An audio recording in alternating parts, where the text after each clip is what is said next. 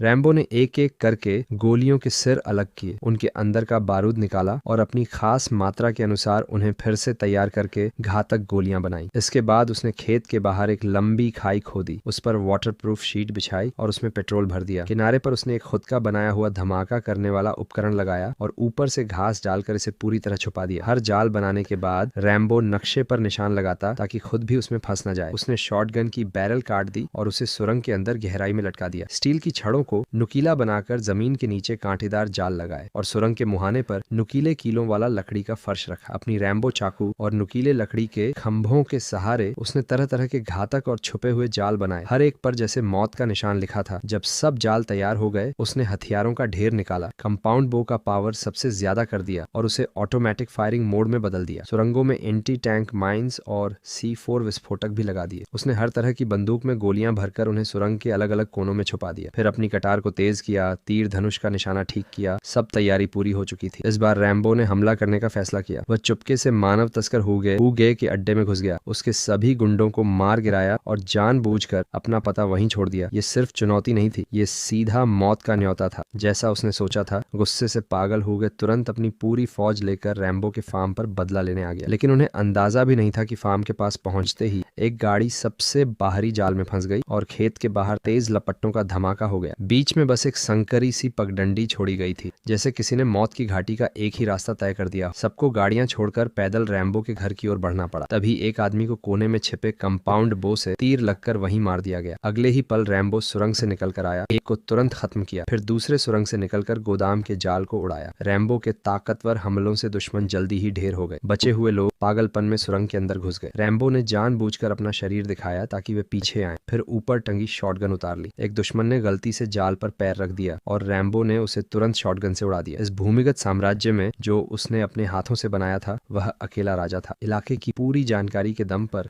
उसने अलग अलग जगह पर बंटे भाड़े के सैनिकों को खत्म कर दिया। उसने एक म्यूजिक प्लेयर भी चला दिया। कानों को चीरने वाली धुन ने दुश्मनों के लिए मौत का अलार्म बजा दिया, जिससे वे अंधेरे में और भी भ्रमित हो गए। अंत में जब आखिरी जाल भी काम कर गया तो दर्जनों भाड़े के सैनिकों में बस हुगे ही बचा। रैम्बो ने उसे आखिरी जंग के मैदान में खींच लाया। मौत की चेतावनी सुनाने के बाद उसने जमीन में दबे सारे शक्तिशाली विस्फोटक उड़ा दिए। धमाके से धरती आसमान हिल गया और हर पाप का अंत हो गया।